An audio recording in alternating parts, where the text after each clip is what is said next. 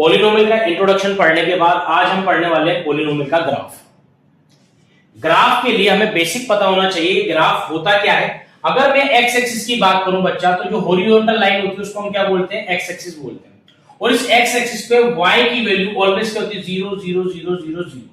क्यों? y की value यहां 0, इससे ऊपर क्या है? पॉजिटिव, और इससे नीचे क्या है? नेगेटिव। और x की वैल्यू इधर क्या होती है? पॉजिटिव, इधर क्या होती है? नेगेटिव, और बीच में क्या होती है? 0। तो इस पॉइंट को आप बोलोगे ओरिजिन, और कहलाएगा 0,0। ठीक है।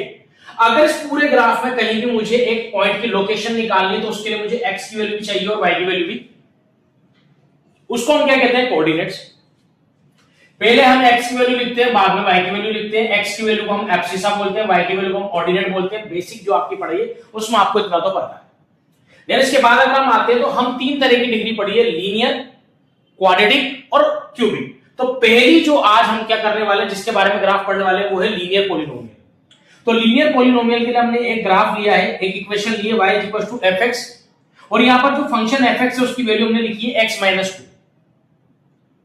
फर्दर यहां पर हम धीरे धीरे करके क्या करते हैं? x की वैल्यू पुट करते हैं, x की वैल्यू 0 पुट करते हैं, तो y की वैल्यू क्या मिलती है? ओनली हमें -2। अगर मैं यहां 1 पुट कर देता हूं तो 1 में से 2 गया तो कितनी मिलेगी? -1। अगर मैं यहां 2 पुट कर देता हूं तो 2 - 2 कितना हो जाएगा? 0। बस यही वो वाली कंडीशन है जहां मुझे क्या मिल गया? मेरा 0। क्यों?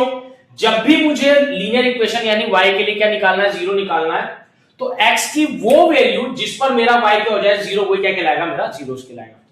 इन तीनों कोऑर्डिनेट को जो मैंने लिखा है x और y की फॉर्मेट में 0, -2, 1, -1, 2, 0, यह पुट कर देते हैं। अब पुट कैसे किया? पहले 0 यानी हमारी x की वैल्यू क्या है? 0, तो यहां 0। y की वैल्यू में ऊपर और नीचे जाएंगे तो हमें पता चल रहा है -2 है तो हम नीचे जाएंगे। सेम दैट इज -1 है तो यहां भी नीचे जाएंगे। फाइनल वैल्यू जो है हमारी वो है 2,0। ये वैल्यू ऐसी वैल्यू है जब आपका ग्राफ x एक्सिस को टच कर रहा है, और अगर हमने y की इक्वेशन ली और एक्सिस को टच कर रहा है तो यही हमारा क्या कहलाएगा? 0 कहलाएगा।